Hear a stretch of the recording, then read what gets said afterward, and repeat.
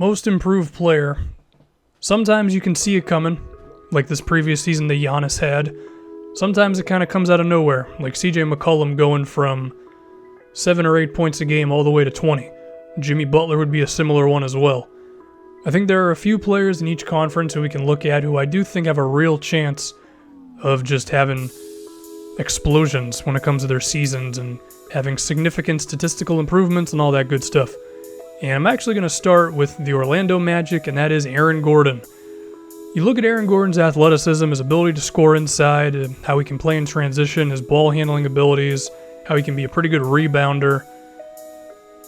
The problem is just he's been used so out of position for a while. I mean, he was the small forward for the large chunk of last season because Serge Ibaka was the 4. You got to get Gordon at the 4 spot, man. You put him there, you get him rolling to the basket, and then if the other team wants to provide help, I think he's pretty good at seeing where his teammates are and getting them some open looks or just finishing over guys because dude can jump out of the gym. And his craftiness offensively when it comes to finishing is pretty good. Mainly just at the basket. If he could develop a floater game, that'd be really good. And then defensively, I think Gordon can be, well, he already has been pretty good because he's got the size and all that. So Aaron Gordon is one potential guy. I was looking at Dion Waiters for the Miami Heat. Waiters was really good for about a 20-game stretch for Miami when they were going on their crazy run, and then unfortunately he got injured. If he can just stretch that out to a whole season, put up 16, 17 a game, efficient, 4 or 5 assists, playing pretty okay defense, and making some of those crazy shots that you don't always love, but they end up going in anyway, but also he was beating guys off the dribble and everything. It was really good for Dion, so if he can stretch that out to a whole season, I could picture that.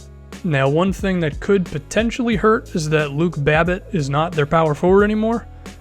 It's James Johnson. Now, James Johnson is a better player than Luke Babbitt, but Babbitt could shoot threes and he could stretch the floor, which I'm sure made Dion's day a little bit easier. You have James Johnson playing off ball, it's a little different of a story. Now, of course, you could put the ball in Johnson's hand and Waiters could have some off-ball action himself. I do trust Spoelstra to kind of use his guys the right way. He's a pretty good coach. Bradley Beal, maybe for the Wizards if he really steps up as a defender or a playmaker. He should be a good defensive player. If you look at Bradley Beal's strength and his size, I don't see why he's not one of the better defenders in the league. Hopefully that becomes a thing this season. Next, I'm looking at actually Giannis once again, which is kind of nuts to say. I mean, he still can't shoot, and I think his playmaking has another level to get to. I mean, if he makes his 3-pointers this season and he gets 2.5 more assists a game, I mean, I don't know. Maybe that's enough for Giannis to get consideration. Has anyone ever won Most Improved Player 2 years in a row? I just had the list of guys up there. Maybe I could look. Jabari Parker being gone could hurt his playmaking chances. He's still got guys who know what they're doing. He's got Brogdon, Middleton, Tony Snell, Thon Maker if he's making shots. Greg Monroe can finish at the basket. So he's still got enough to pass off to, but not having that other knockdown shooter and just score and Jabari could hurt his playmaking. Miles Turner going into his 3rd season.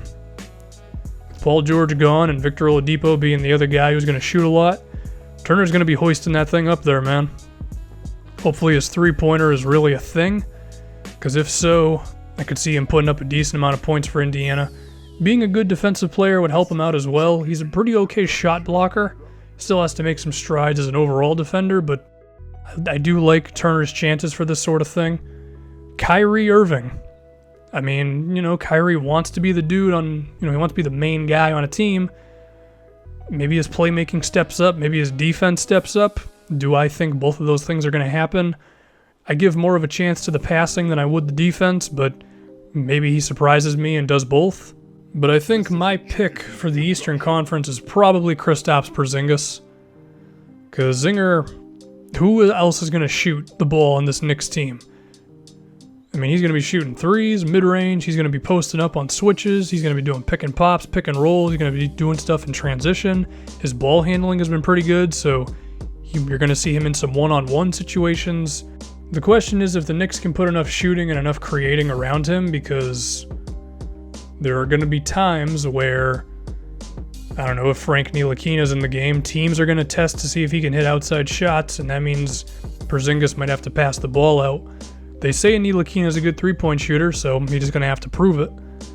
I mean, if you had a lineup out there of like Ntilikina, Tim Hardaway, Beasley, Porzingis, that could be enough shooting around Porzingis to where the other team isn't just going to triple team him. And even then, there's going to be a lot of defenders going his way. But I do like his chances for this thing because I think his offensive game, he's just going to average a lot of points this season. Hopefully his efficiency doesn't fall in the tank as a result, but I don't think it will. If we head on to the Western Conference, Devin Booker, similar to Porzingis, star player in his third season. Hopefully his efficiency as well as playmaking just improves. I'll take any sort of defense that he wants to play as well. But Booker might just put up so many points this season that he has to win most improved by default. Now, Josh Jackson not being a shooter, that means extra defenders are going to be coming on Booker, and Marquise Chris's offensive game was at times not bad for them last season. Eric Bledsoe's not much of a shooter. He hasn't been able to have a good three-point shooting for an entire season. He's been able to do it for like 40 game stretches, but whatever. There's going to be times when there's help defense on Booker, so hopefully he's ready for that.